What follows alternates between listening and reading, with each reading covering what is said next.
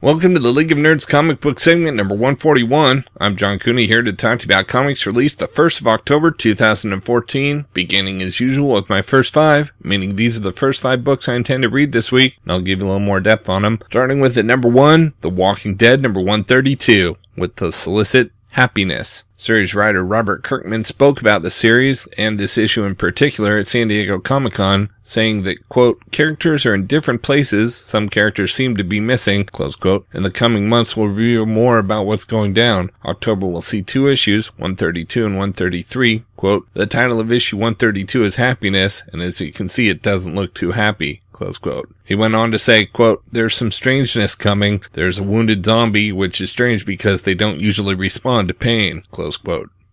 At number 2, we've got Spider-Man 2099, number 4, Scorpion vs. Spider-Man 2099 vs. Spider Slayer seasoned with a bit of social unrest. Miguel O'Hara continues the fight for his grandfather's soul in a literal war zone. Series artist Will Sliney explained his design for the Scorpion in this issue. Quote, I wanted to contemporize it while staying true to his original costume, but before I started anything I went and studied actual scorpions. I even went as far as buying a dead scorpion to have it in my hands. Their own design is beautiful and translates well into body armor, so a lot of the visual ideas came from there. With modern costumes, I like how they balance armor with a few flexible areas for movement, so that's part of the costume too. There's a grace and power to actual scorpions, so hopefully that comes across in the armor. Close quote.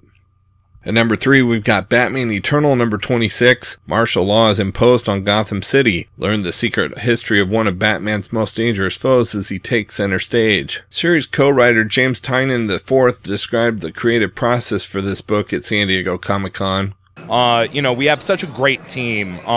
And with Ray and Tim and Scott, Kyle and me, like we get a great group think going, and we're all very much on the same page of the stakes of the story we want to tell, and that's something that it makes it a great fit. At number 4, we've got Legendary Star-Lord number 4, the battle to end all battles, Star-Lord versus Thanos. As Peter Quill attempts to return to Earth, he encounters the all-powerful Titan responsible for so much mayhem in his life. How can Star-Lord possibly get out of this alive? Plus a guest appearance by Kitty Pryde. Series writer Sam Humphries told about putting the legendary in Legendary Star-Lord. Quote, originally the title was just Star-Lord. I came up with the title Legendary Star-Lord and threw it at editor Mike Martz, who loved it, so we rolled with it. There's a couple of things, though. One, I love the Marvel adjective tradition, the Amazing Spider-Man, the Incredible Hulk, the Uncanny X-Men, and so on and so forth. I felt like Star-Lord alone was a little dry, and I wanted to put a little swagger in there. But the other thing is, it goes back to the two sides of Peter. He certainly believes he's a legend, but he believes it because he can fly ships real fast and can shoot the bad guys and flirt with alien babes. That's what he thinks makes him legendary. But I would argue, and the book would argue, and I think a lot of people who know Peter would argue, is that the thing that makes him legendary has to do with his mother's side of his heart. When he sacrifices himself to save the little guy, or when he stands up against a great unimaginable evil for the benefit of the universe, or when he's always there for his friends and how he's always loyal to his friends, he'll drop anything that he's doing when his friends are in trouble to rescue them. I think there's a question there, not just for Peter, but for anyone. What truly makes someone legendary? Not just legendary in terms of being famous, but in anyone's day-to-day life. What decisions that you make you a legendary person? Close quote. And at number 5, we've got Justice League number 34. Paranoid Survivalist, Wanted Fugitive, Damned Soul. Meet the newest member of the Justice League, Jessica Cruz, aka Power Ring. With the most dangerous weapon in the universe in her possession, Jessica has been transformed into a dark prophet, one who will force the other members of the League to confront their greatest fears in preparation for a horrific new threat. Meanwhile, Batman and Lex Luthor continue their mission to cure the world of supervillains, but will the extremes they're willing to go to threaten even their closest allies? Lex hopes so. Series writer Jeff Johns shared his thoughts on Jessica Cruz. Quote, she'll become a pretty big player in the post-Forever Evil Justice League world. The Justice League aren't the only super team after her for various reasons. I think it's going to be a lot of fun when you see the character and the continued interaction between Luthor and Batman. This brand new character is another wrench, along with Luthor and Cold, another wrench thrown into the mix of the Justice League team. Really, if the first 2 years were all about establishing the core, these 2 years are about challenging what the Justice League is and Batman? When does it go too far where it's not the Justice League? And where's the team going to be taken with these new characters on it? I think there's a lot of really interesting things coming up and a lot of good mysteries, a lot of good firsts. We've never seen, obviously, Lex Luthor and Captain Cold working alongside the team like this. And for me, exploring new things, where some of it is a result of Forever Evil and the fallout from that, and some are going to be coming up, they're going to affect the team later on, but it's all about entering a new world and a new chapter in the League's life. Close quote. Rounding out the top 10 at number 6, we've got Gotham Academy number 1. Welcome to Gotham Academy. Gotham City's most prestigious prep school is a very weird place. It's got a spooky campus, oddball teachers, and rich benefactors always dropping by, like that weirdo Bruce Wayne. But nothing is as strange as the students. Like, what's up with Olive Silverlock? Is she crazy or what? Where did she go last summer? And what's the deal with her creepy mom? And how come that freshman Maps is always following her around? And is she still going out with Kyle? P.S. Did you hear the rumor about the ghost in the North Hall? Gotham Academy is a new monthly teen drama set in the shadow of Batman and the craziness of Gotham City, with new characters and old, plus a secret tie to Gotham's past.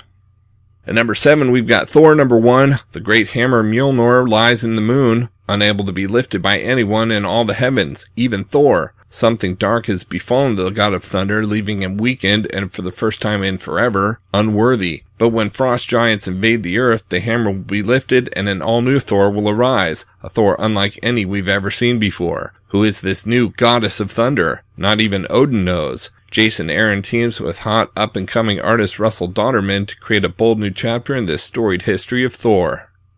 At number 8, we've got Alex plus Ada number 9. Ada explores life without Alex and discovers just how dangerous it is to be a sentient android out in the world. At number 9, we've got Detective Comics number 35. In the first chapter of a 2-part tale by the guest team of writer Ben Percy and artist John Paul Leon, a civilian appearance at Gotham Airport turns into a horror show for Batman when a plane full of dead passengers arrives on the runway. What happened, and what can Bruce Wayne do about it? And at number 10, we've got Edge of Spider-Verse number 4 of 5. A radioactive spider bites a high school nerd who is already something of a monster. Novelist Clay McLeod Chapman of The Tribe takes you to a universe where the story you know becomes as horrific as possible. For the best of the rest from DC Comics, we've got Action Comics 35, Superman Doomed Aftermath. In the aftermath of Doomed, what is left of the Man of Steel, and what's become of Smallville. Next, we've got Flash Season 0 number 1. And an all-new digital first series from the world of the highly anticipated new TV show, The Flash, followed the adventures of Barry Allen as he struggles to balance his job as a police crime scene investigator, his unrequited crush on Iris West, who also happens to be his boss's daughter, and his new life as Central City's guardian angel. Don't miss out. We've also got Grayson number 3, A Secret Mission, A Partner in Danger, Dick Grayson draws his gun, will the heir to Batman pull the trigger?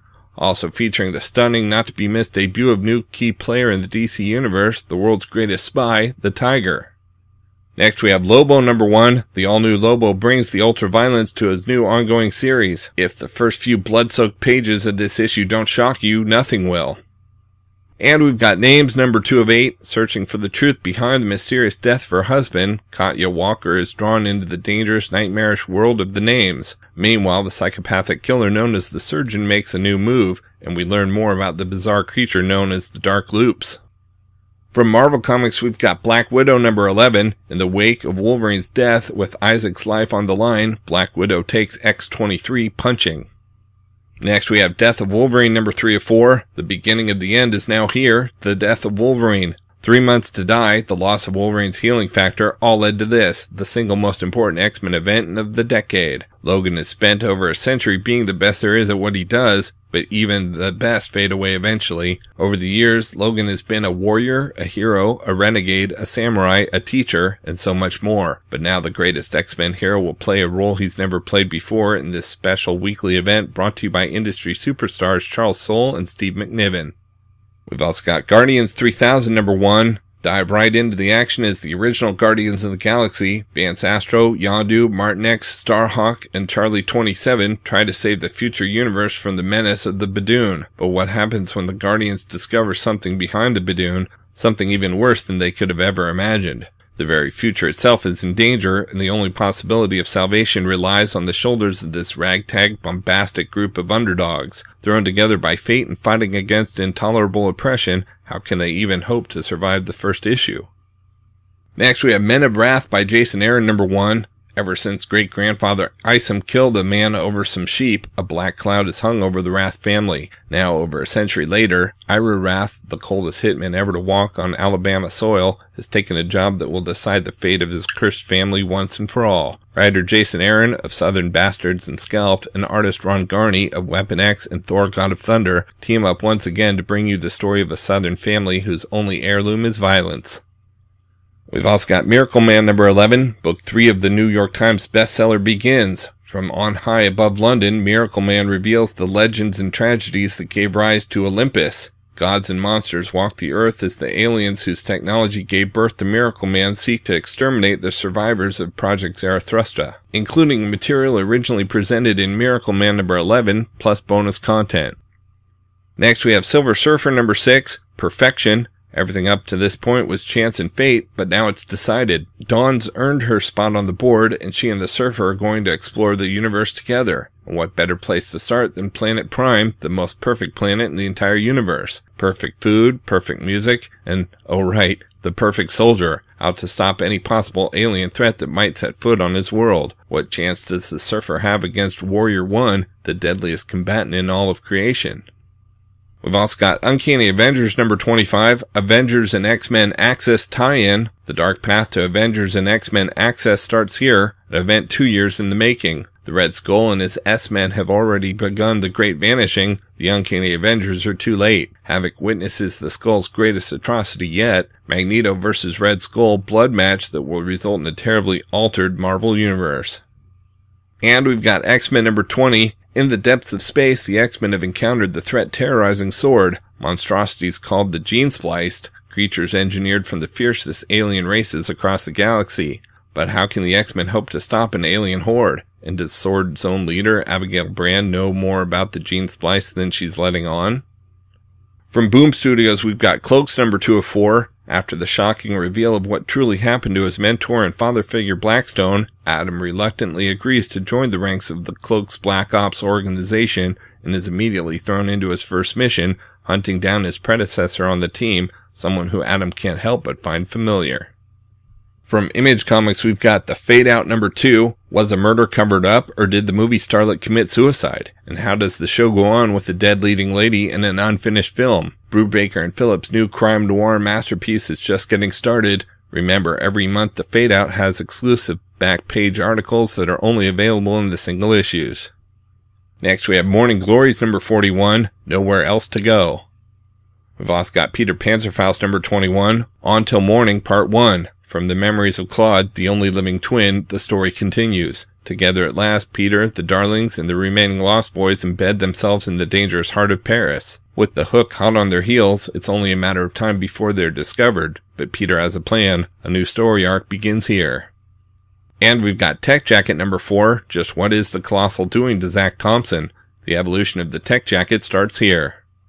From Valiant Entertainment, we've got Armor Hunters Aftermath number 1. The fallout of the summer's blistering crossover event starts now, and no hero can escape what happens next. The Armor Hunters invasion is past, leaving massive casualties and a fractured populace in its wake. Don't miss the epilogue to Robert Venditti's galaxy-spanning epic, Armor Hunters, in the book that will set the new status quo for all of your favorite heroes. Find out here as Exo Manowar, Unity, Bloodshot, the Harbinger Renegades, and many more forge a new front line of defense for the people of Earth.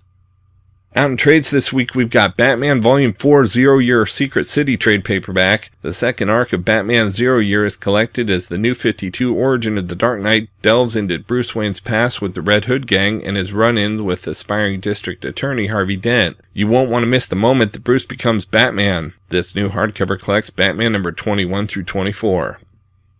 And we've got all new X-Men Volume 1 hardcover. Professor X's original 5 students, Cyclops, Marvel Girl, Iceman, Angel, and Beast, are plucked from the past and brought to the present. But what they find, the state of their future selves and the state of Xavier's dream, is far from the future of which they dreamed. How will these young idealistic heroes react when faced with the crushing knowledge of what their future holds? And how will the embittered present-day X-Men deal with their past crashing forward? Plus, Mystique and Sabretooth target the young time travelers. How will the Uncanny Avengers, led by Cyclops' brother Havoc, react to the time-swept X-Men? And when the adult Cyclops and his outlaw Uncanny X-Men drop by the Jean Grey School for a recruiting session, which young X-Men will join the revolutionary crew? The answer will shock you. Collecting All New X-Men number 1 through 10.